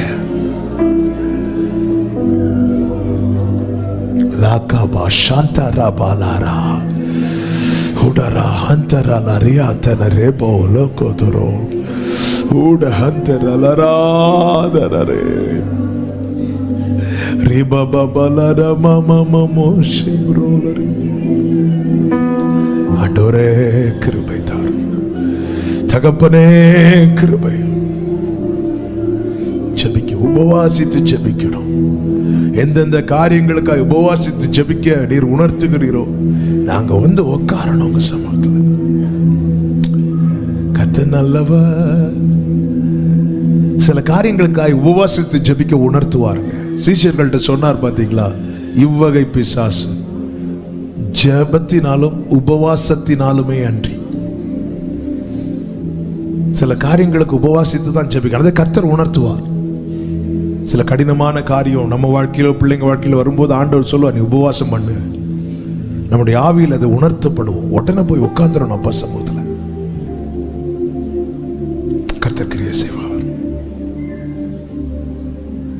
உபவாசத்தினால சரீரம் தளர்ந்து போகும் சில நேரத்தில் உண்மைதான். ஆனா அந்த ஜபத்தினால வான மண்டலம் தளர்ந்துரும். காரணம் பரலோகம் நமக்கு யுத்தம் பண்ணும்.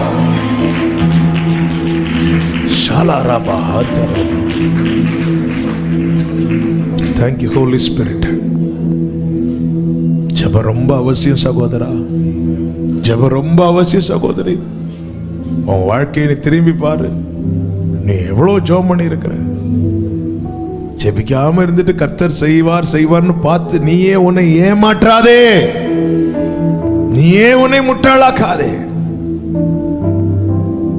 ஆமென். கர்த்தரை நோக்கி பாரு. Thank you Holy Spirit.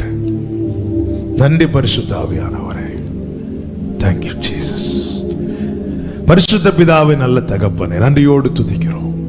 எங்க கூட இடைப்பட்டு கொண்டிருக்கிற உம்முடைய அன்பை எண்ணி நன்றியோடு துதிக்கிறோம், ஸ்தோத்திரிக்கிறோம். நீர் நல்லவர். அவங்க சமூகத்தில் அமர்ந்து இந்த நாளிலும் பாட துதிக்க ஆராதிக்க கிருபை செய்தீரே, ஸ்தோத்திரம்.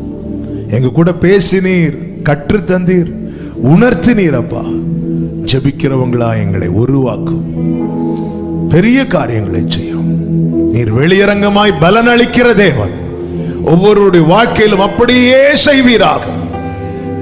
ஒரு அற்புதத்தை கட்டளை இட்டீர் என்று எசேக்கியா வாழ்க்கையை குறித்து பார்க்கிறோம். அப்படியே உடைய பிள்ளைகளுக்கு வார்த்தையினாலே நீ சொன்ன காரியங்கள் அப்பா அப்படியே கட்டளையிடப்படுவதாக. ஆசீர்வதியும்.